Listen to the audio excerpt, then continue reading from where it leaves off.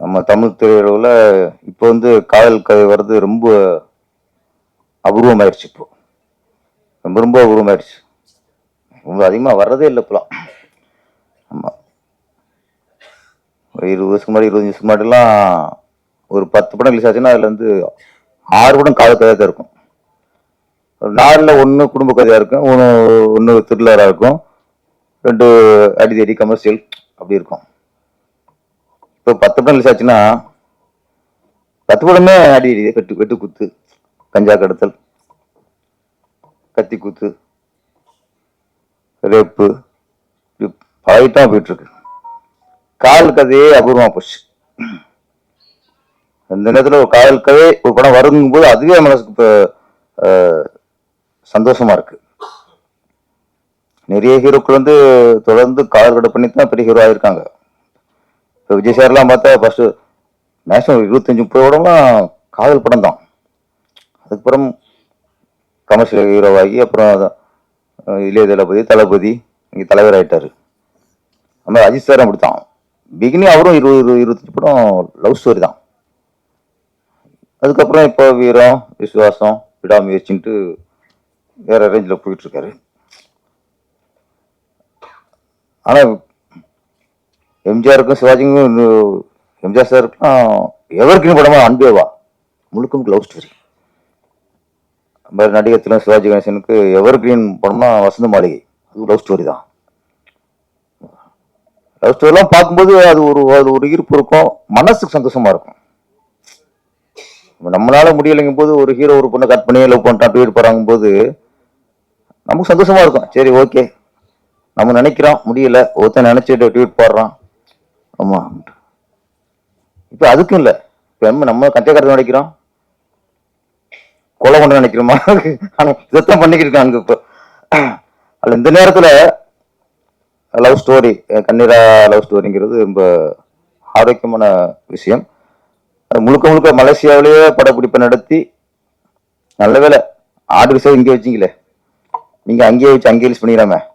ஒரு தமிழ் படம் மலேசியா படமாக்கப்பட்டாலும் நம்ம இந்தியாவில் தமிழ்நாட்டில் ரிலீஸ் பண்ணணும்னு நினைச்சு அதுக்கு உத்ரா ப்ரொடக்ஷன்ஸ் அதை ரிலீஸ் பண்றாங்க.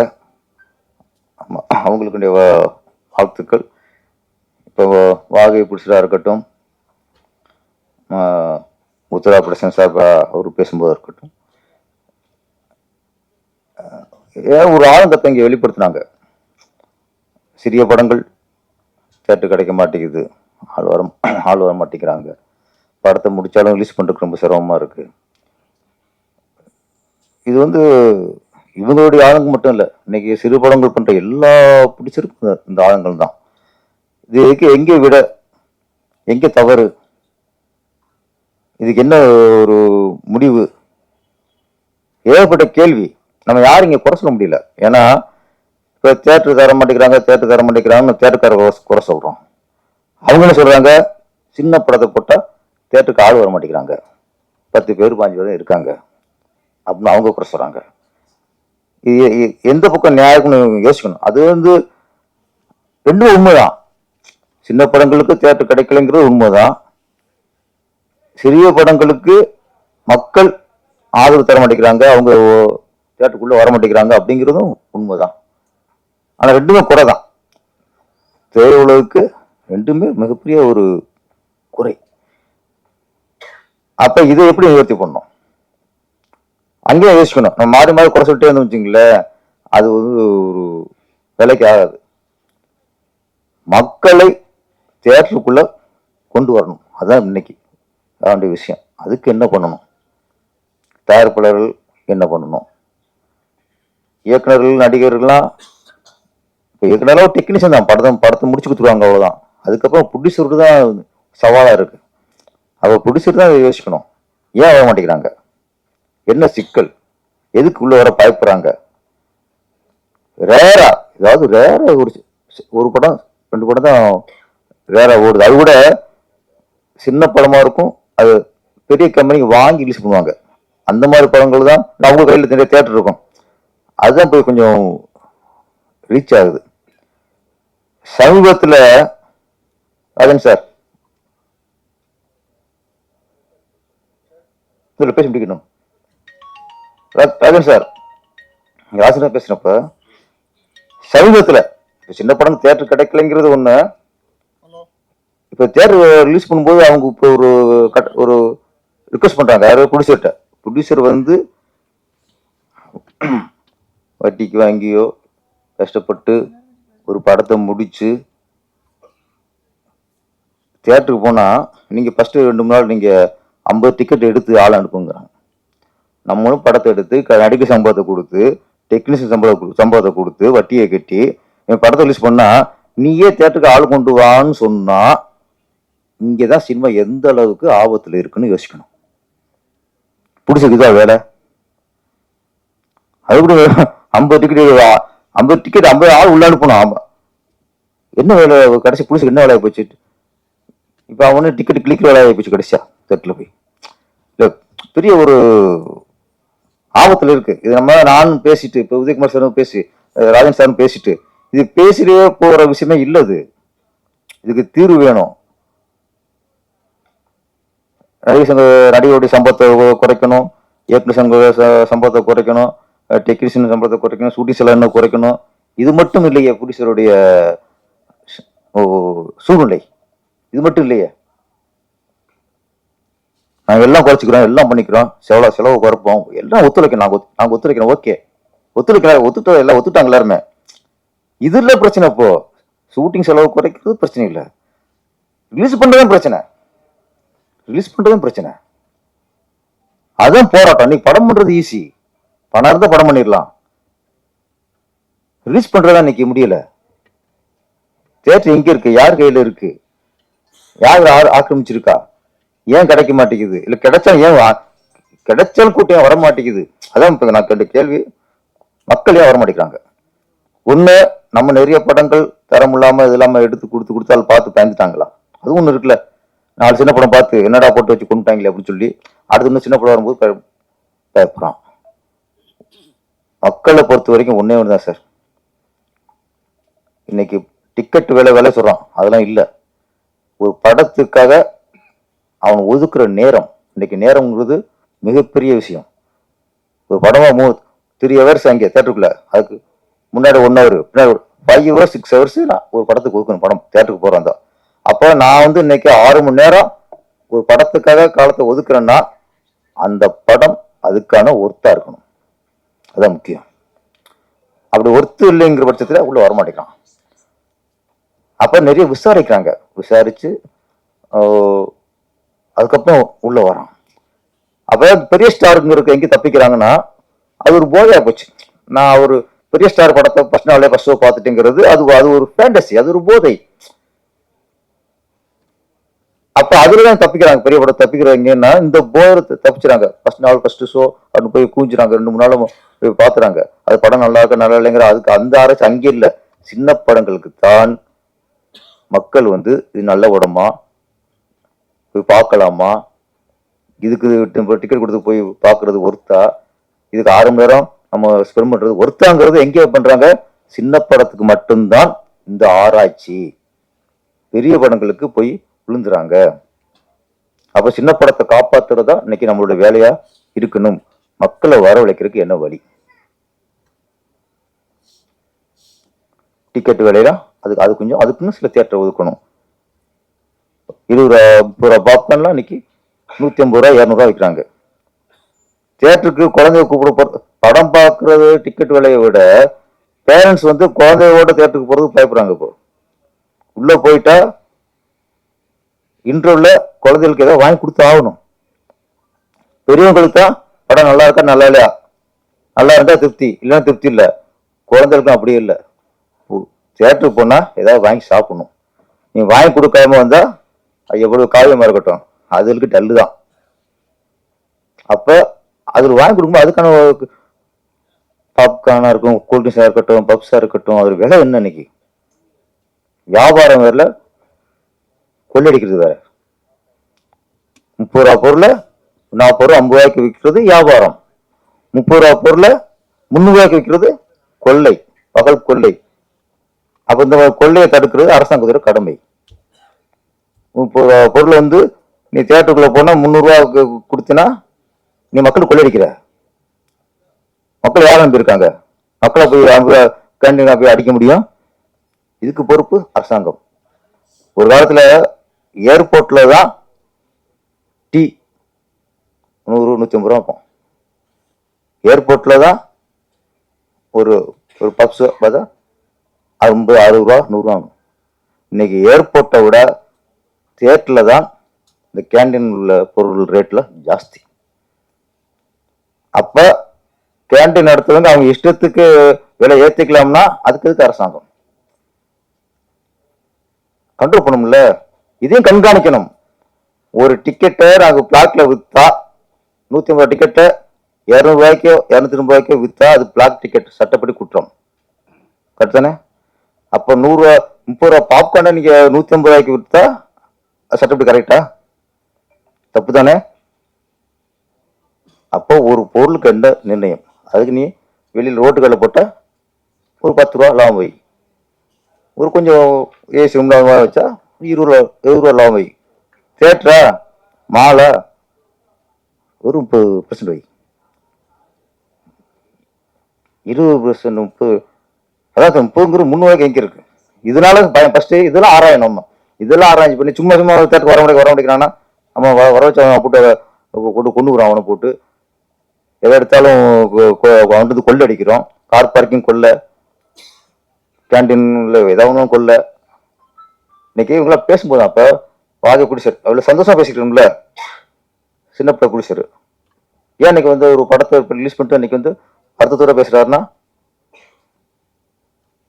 இதெல்லாம் நம்ம வந்து தியேட்டருக்காரங்களை குறை சொல்றதும் தப்பு, மக்களை குறை சொல்றதும் தப்பு.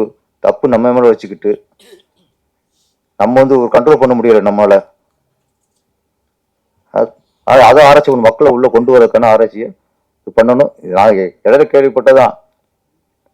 பிடிச்சி வந்து நீங்க 50 டிக்கெட் 5 நாளைக்குள்ள அனுப்புங்கன்னா எப்படி அனுப்புவோம்? இதெல்லாம் ரொம்ப வேணா கேட்கும்போது. நம்ம கண்ணீரா அவங்க மலேசியா ஒரு தமிழ் படம் பண்ணிருக்கீங்க இல்லையா? மலேசியாவில இருந்து படம் பண்ணி தமிழ்நாட்டில் ஆடியோ ஃபங்க்ஷன், படம் ரிலீஸ். ஏற்கனவே மலேசியாவில் படம் நடிச்சு ரிலீஸ் பண்ணியிருக்கார்.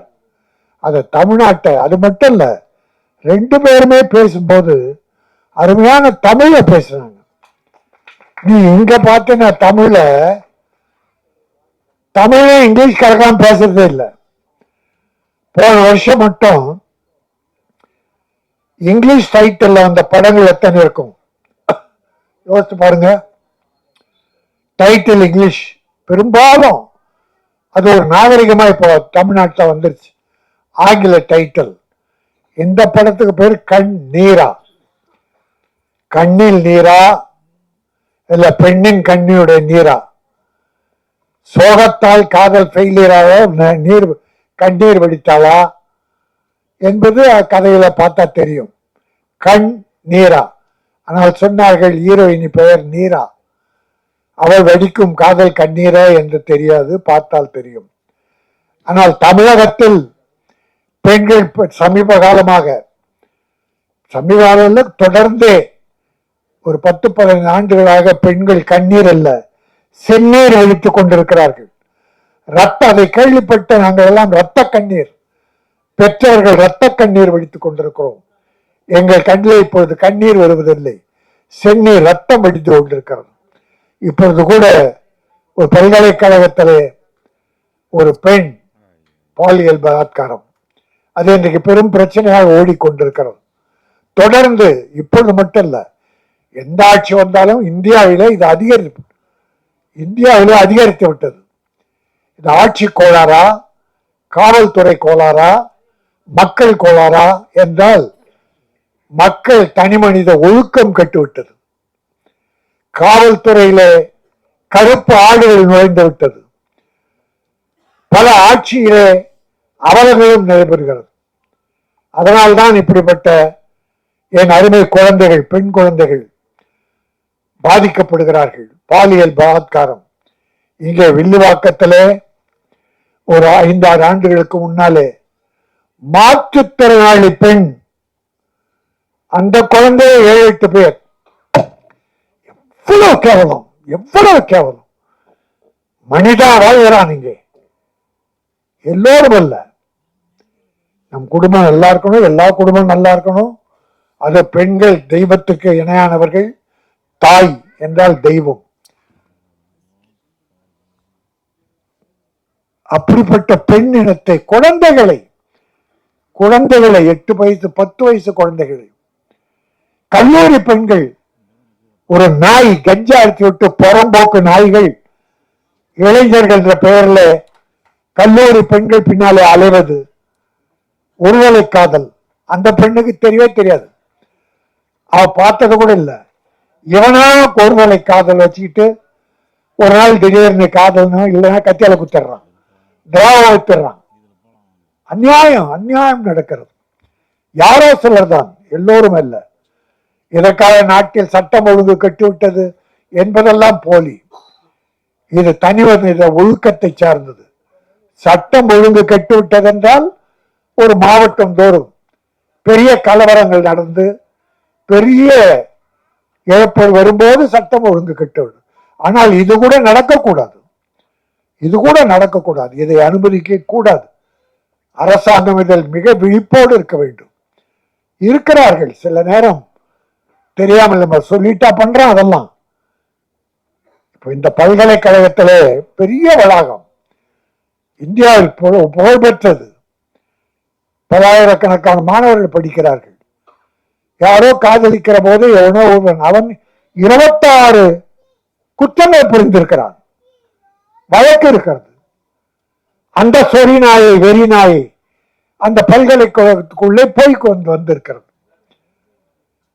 இதையெல்லாம் தடுத்து நிறுத்த வேண்டும். மகாத்மா காந்தி சொன்னதை போல, ஒரு பெண் இரவில் நகைகளை அணிந்து கொண்டு தன்னந்தனியாக வீடு போய் செய்கிறாளோ, அதுதான் நாடு சுதந்திரம் பெற்ற நாடு. எங்கே பெற்றது நாடு? எங்கே சுதந்திரம் பெற்றது? பகலிலே நடக்க முடியவில்லை. இது ஒட்டுமொத்த இந்தியாவிலும் பிற மாநிலங்கள் பார்த்தால் இதைவிட கேவலமாக இருக்கிறது, இதைவிட மோசமாக இருக்கிறது. ஆக இந்த நிலை ஒழிய வேண்டும் என்றால் தனி மனித ஒழுக்கம் வேண்டும்.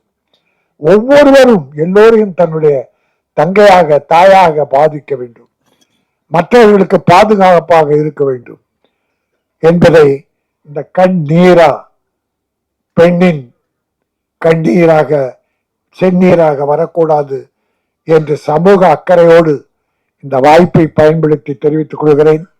என் அருமை சகோதரர் பேரரசு அவர்கள் சினிமாவில் நிலவரம் பற்றி மிக தெளிவாக எடுத்து சொன்னார்கள்.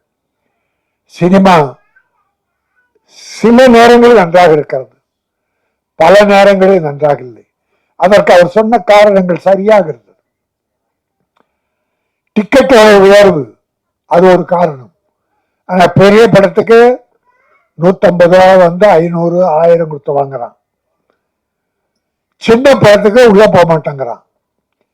ஆனால் தினத்தந்தியிலே என்னை ஒரு கட்டுரை எழுத கேட்டார்கள். அந்த கட்டுரை எழுதியிருக்கிறேன். 31ஆம் தேதி வந்திருக்கிறது தினத்தந்தி பத்திரிகை. தமிழ் சினிமாவில் 1000 கோடி நட்டம். சென்ற ஆண்டு மட்டும் தோராய கணக்கு தான், சரியான கணக்காக நான் சொல்லவில்லை, தோராயமாக 1000 கோடி என்பது குறைவு. ஏறக்குறைய 300-400 படம் எடுக்க ஆரம்பித்தார்கள். சில படங்கள் பாதியிலே நின்று விட்டது, சில படங்கள் முக்கால் நின்றது, சில படங்கள் சென்சார் ஆகாமல் நின்றது.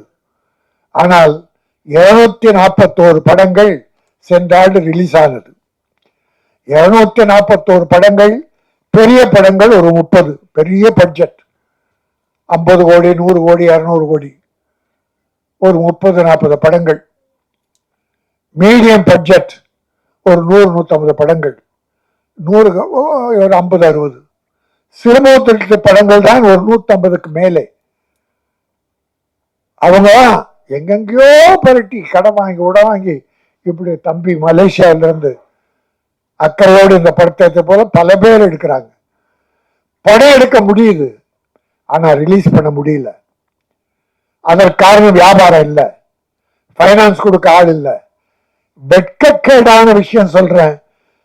கோடிக்கணக்கான படம் எடுத்துட்டு 3 கோடி 5 கோடியில சிறுமுதிட்டு படம் எடுத்துட்டு கியூபுக்கு பணம் கட்ட முடியாம அவசப்படுறான். கியூபுக்கு 50 லட்சம் வேணும், விளம்பரத்துக்கு ஒரு 50 லட்சம் வேணும். இதுக்கு இல்லாம படம் 200 படம் நிக்குது. பல பேருக்கு தெரியும், நான் கொஞ்சம் ஃபைனான்ஸ் பண்ணிருக்கேன். ஒரு 28 படங்களுக்கு, எல்லாம் சின்ன படங்கள் நம்பி பண்ண. 18 படம் ரெடியாகி சென்சார் ஆகி நிக்குது, ரிலீஸ் பண்ண முடியல, வாங்க ஆள் இல்ல, என் பணம் வரல, நான் கஷ்டப்படுறேன். இது என்ன பொறுத்தவரை சின்ன உதாரணம். இப்படி பல வகையான விஷயங்கள். தியேட்டர்ல போனா டிக்கெட் விலை அதிகம். நான் ஒரு மனுவே முன்னாள் முதல்வரும் கொடுத்தேன், இந்நாள் முதல்வரும் கொடுத்தேன். சிறு முதலீட்டு படங்களும் ஒரு தனி ரேட் வைங்க, கொஞ்சம் குறைங்க. எல்லா பணக்காரர்களும் ஏழைகள் வந்து இந்த சின்ன படத்துக்கு வர மாட்டாங்க. பெரிய படத்துக்கு போனோம்னா 100 ரூபா டிக்கெட் 150 ரூபா, 150 ரூபா டிக்கெட் 250 ரூபா, இல்ல 200 ரூபா. இது இல்லீகல், அதை அனுமதிக்க கூடாது. அப்ப சிறுமுதிட்டு படங்கள் என்பது 40 ரூபா டிக்கெட், 60 ரூபா டிக்கெட், ஒரு 75-80. அப்படின்னா இந்த ஏழை குடும்பங்கள் சின்ன படத்துக்கும் போக தயாரா இருக்காங்க. இந்த பட கட்டண உயர்வு தான் ஏழைகளை, நடுத்தர மக்களை தியேட்டர் பக்கம் போக விடல. பெரிய படத்துக்கு ஏதோ போயிடுறாங்க, 1-2 படத்துக்கு. ஆனா சின்ன படங்கள் அதற்காக வெற்றி பெறாம இருக்குன்னா வெற்றி பெறுது. இப்போ நான் 18 படம் சொன்னேன், அதுல பெரிய முதலீட்டு படங்கள் 3-4 தான் சக்சஸ், லாபம். உள்ள கணக்கு பார்த்தா தெரியும் பல பேருக்கு, டிஸ்ட்ரிபியூட்டர் ப்ரொடியூசருக்கு நட்டங்கள் ஏராளம், கோடிக்கணக்கில். ஆனா சின்ன படங்கள் வாழை, ஸ்டார், லப்பர் பந்து, அந்த இனம், இதுல பேரெல்லாம் எழுதியிருக்கேன், ஒரு 7-8 படங்கள் சின்ன படங்கள் பெரிய வெற்றி. பெரிய முதலீட்டு படங்கள் செய்யாத ஒரு சாதனையை சிறு முதலீட்டு படங்கள் வெற்றி பெற்றிருக்கிறது. மக்கள் பார்த்தார்கள். அது எப்படி வர்றாங்க? ஒரு முதல் ஷோவுக்கு ஒரு 50 பேர் போறாங்கன்னு வச்சுங்க. அவன் படம் பார்த்துட்டு வெளியே வந்து செல்போன் எடுத்து, மச்சான் இந்த படம் பார்த்தேன், பிரம்மாதண்டா, சூப்பர்டா, பார்க்கலாண்டான்னு சொல்லிட்டான்னா அந்த படம் ஏறிடும், கலெக்ஷன் ஏறிடும். படம் பார்த்துட்டு பெரிய பட்ஜெட் படமா இருந்தாலும் படம் பார்க்கும் போது, மச்சான் டப்பா உள்ள வந்துட போற அப்படின்னு சொன்னா போச்சு, அது எந்த படமா இருந்தாலும். ஆகவே வாய் விளம்பரம், மவுத் டாக், மவுத் பப்ளிசிட்டி அதிலே தான் இருக்கிறது. அதற்கு உங்களுடைய பத்திரிகையாளர்கள், ஊடகங்கள் பேருதவி புரிகிறாங்க. அதை கூட 3 நாளைக்கு விமர்சனம் எழுதக்கூடாது, படம் பார்க்க கூடாதுன்னா, நீ 3 நாளுக்குள்ள விமர்சனம் எழுதுனா 3வது நாள் படம் போயிடுத, அப்ப யார் பார்க்கறது? ஆனால் படம் எழுதுபவர்கள், ஊடகங்கள் சரியான விமர்சனம், தவறு இருந்தா தவறை சுட்டி காட்டலாம், நல்லவைகளை எழுதி நல்லவைகளை பாராட்டி சில பல குற்றங்களை எடுத்து காட்டலாம். இதுல கூட நம்ம கவிஞர்கள்லாம் வருத்தப்படுறது என்ன தெரியுமா? பாட்டு வரிகளை பிரமாதம் எழுதுறாங்க, மியூசிக் போடுறவங்க பிஜிஎம் பெருசாக்கி வார்த்தைகளை சுருக்கிறாங்க, சத்தம் கேட்கப்படும். இதுல ஒரு குறை என்னன்னா, வார்த்தைகளே புரியல. 2 பேரும், உதயகுமார், பேரரசு, 2 பேரும் பெரிய கவிஞர்கள், அருமையான கவிஞர்கள். பல பாடல்கள், படங்களுக்கு பாடல் வெற்றி பெற்ற. ஏன் தமிழர்கள் தாங்க மரபு மாறாமல் என்ன இங்க இருக்கு, ஏன் இல்ல? நான் இருக்கேன், நான் அப்படித்தான் இருக்கிறேன், நீங்க அப்படி இல்லை போல இருக்கு. அது நீங்க அப்படி இல்லைன்னு சொல்லுங்க. பாருங்க, அவன் தம்பி எப்ப இருந்தாலும் மலேசியா, சிங்கப்பூர்ல இருந்து ஆளுங்க வந்தாங்கன்னா அவங்களை கூப்பிட்டு ஷூட்டிங் கூட கேன்சல் பண்ணிட்டு கார்ல தூக்கி போட்டு அவங்க எங்கெங்கெல்லாம் ஷூட்டிங் பார்க்கணுமோ அங்கெல்லாம் கொண்டு போய் விட்டுருப்பான். கரெக்டா? பாத்தீங்களா? கை தட்டுங்க அதுக்கு. பேரரசு மலேசியாக்காரங்கிட்ட பழக்கமே கிடையாது, அவர் வெளிநாடே போக மாட்டாரு பயந்துட்டு. அவரு விட்டுட்டு நாங்க போகும்போது ஒரு தடவை விட்டுட்டு போயிட்டோம். நானும் செல்வமணி விட்டுட்டு போயிட்டீங்க. ஆக மலேசிய தமிழர்களுக்கு இணையாக இந்த தமிழர்களும் மலேசிய தமிழர்கள் பால் அன்பும் ஆதரவும் பாசமும் காட்டுபவர்கள் தான் என்பதை நான் இங்க பதிவு செய்ய விரும்புகிறேன். ஏன்னா அப்படித்தான் என்னுடைய நண்பர்கள், அதான் எந்த இடத்துல நீங்க இருக்கீங்கன்னு. மலேசியாவில் இப்ப பிரசன்ட் எம்பி ஒருத்தர் எனக்கு தெரியும், ஒரு சின்ன தம்பி, அவர் பேர் என்ன, அவர் மந்திரியா இருக்க வேண்டியது, அவர் எனக்கு தெரியும். அப்போ மந்திரியா இருக்காங்களே ஒரு லேடி, நம்ம தமிழச்சி, பினாங்கில இருந்து ஒரு அமைச்சரா இருக்கிறாங்க இப்போ. அவங்கள இந்த மாதிரி எல்லாமே எனக்கு நண்பர்கள் இருக்காங்க. அவங்க எப்போ வந்தாலும் அண்ணே நான் வரேன்னே, நீங்க இருக்கீங்களாம்பாங்க, வாங்கம்மா அப்படின்னு அவங்க ரூம் போடுறதுல இருந்து கார் அரேஞ்ச் பண்றதுல எல்லாமே நம்ம பண்ணிட்டு இருக்கோம். அதே மாதிரி இந்த திரைப்படத்தை தமிழர்கள் நிச்சயமா வரவேற்பாங்க, அது எல்லா அளவும் சந்தேகப்பட வேண்டாம். நிச்சயமாக தமிழர்கள் இதை மிகப்பெரிய அளவுக்கு வரவேற்பார்கள். உங்க மலேசியாவில் நடந்த ஒரு சின்ன விஷயத்த சொன்னீங்க, இந்த படத்தை போட்டு காட்டும் போது எப்படி அவங்க உங்களை நேசிச்சு அந்த உள்ளுணர்வை உருவாக்கக்கூடிய ஒரு கண்டென்ட் உங்க படத்துல இருந்ததுன்னா அது அங்க சக்சஸ் ஆன மாதிரி இங்கேயும் சக்சஸ் ஆகும், அது டெஃபினட்டா. ஏன்னா கண்டென்ட் தான் இன்னைக்கு முக்கியம் ஒரு படத்துக்கு. ஆகவே நீங்க எதை பற்றியும் கவலைப்பட வேண்டாம். ஒரு மிகச்சிறந்த கதையைத்தான் நீங்கள் ஏன்னா சொந்த காசு போட்டு படம் பண்றதுக்கு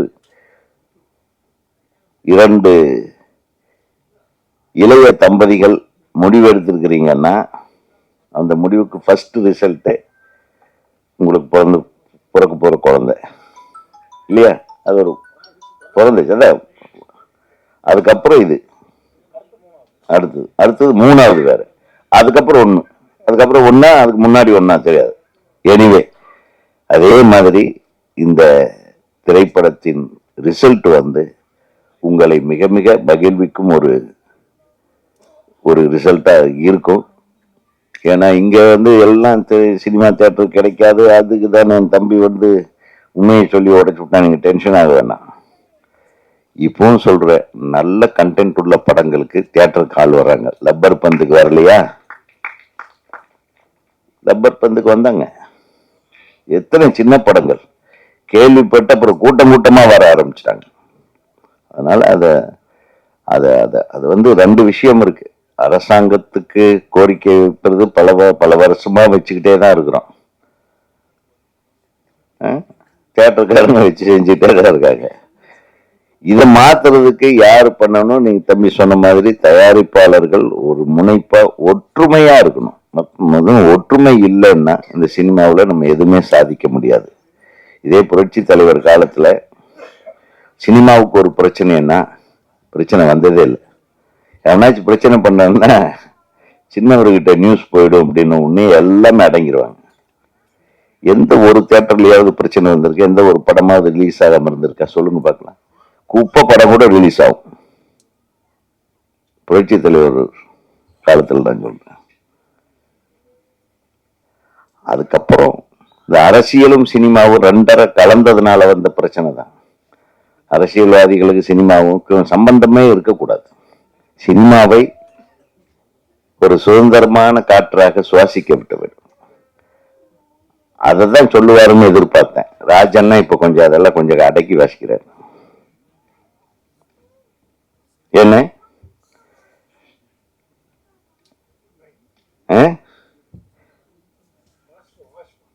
ஆமா, சோ சினிமாவில் அரசியல் இருக்கலாம், அரசியல்ல சினிமா இருக்கக்கூடாது. அரசியல சினிமா இருக்கக்கூடாதுன்னு என்னுடைய தாழ்மையான கருத்து. அப்படி இருந்தப்பெல்லாம் படங்கள் சிறப்பாக ஓடி இருக்கு. அதுதான் நான் சொல்ல விரும்புகிறேன். ஆக நீங்க எதுக்கும் கவலைப்பட வேண்டாம். நல்ல டிஸ்ட்ரிபியூட்டர் உங்களுக்கு அமைஞ்சிருக்காருன்னு நினைக்கிறேன். யார் டிஸ்ட்ரிபியூட்டர்? நீங்க தான். பாருங்க, வாங்க முன்னாடி உட்காருங்க. நீங்க இந்த மாதிரிதான் டிஸ்ட்ரிபியூட்டர்கள் எல்லாம் பின்னாடி உட்காந்து வச்சிங்கன்னா அப்படி எவ்வளவு தைரியமா. இவருக்கு ஒரு மிகப்பெரிய கரவசத்தை கொடுங்க. தைரியமா நிச்சயமா இந்த படம் வெற்றி படமாக உங்களுக்கு வரும் என்று சொல்லி, இந்த திரைப்படத்தில் பங்கு பெற்ற அனைத்து தொழில்நுட்ப கலைஞர்கள், நீங்க மலேசியாவிலிருந்து வந்திருக்கீங்க. ஆனா நீங்க மலேசியாக்காரர் மாதிரி எல்லாம் இல்லை, நீங்க தமிழர்கள். எல்லாரும் சொல்றாங்க, நீங்க சொல்லும்போது ஒரு வார்த்தை சொன்னீங்க, எனக்கு கொஞ்சம் மனசு கஷ்டமா இருக்கு. திரைக்கடலோடையும் திரவியம் தேடு. அது உங்க அப்பன் பாட்டங்கள் பண்ண காலம். அப்போ பிரிட்டிஷ்காரன் இங்கிருந்து இப்போ கொஞ்சம் பேர்த்த தூக்கிட்டு போய் அங்க வேலை வாங்கிட்டு இருந்தான். அதுல செட்டில் ஆனவங்க பாதி பேர் தமிழர்களுங்க. மலேசியாவிலும் மற்ற இந்தோனேஷியா அந்த மாதிரி தீவுகள் எல்லாத்தையும் கொண்டு போய் வச்சுட்டாங்க.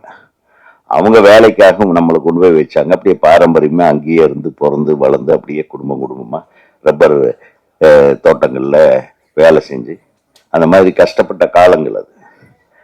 நீங்க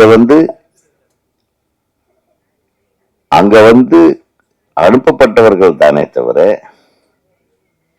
நீங்க தமிழர்கள், நீங்க இங்க வர்றது உங்க உரிமை. You can take a P U I card இல்லையா? நீங்க ஒரு கார்டு வாங்கிக்கலாம், இங்கேயே பேங்க் அக்கவுண்ட் ஓபன் பண்ணலாம், இங்கேயே ஆதார் வாங்கலாம். உங்களுக்கு 2 குடியுரிமை கிடைக்கும் வாய்ப்பு இருக்கிறது. அதையெல்லாம் பயன்படுத்திக் கொள்ளுங்க. அனைத்து மலேசிய தமிழர்கள் உங்களுடைய பாரம்பரியத்தை கரெக்டா ஐடென்டிபிகேஷன் இருந்ததுன்னா உங்களுக்கு இன்னொரு குடியுரிமை இந்தியாவில் இருக்கிறது. அதை பயன்படுத்துங்கள். யாரு சொன்னது?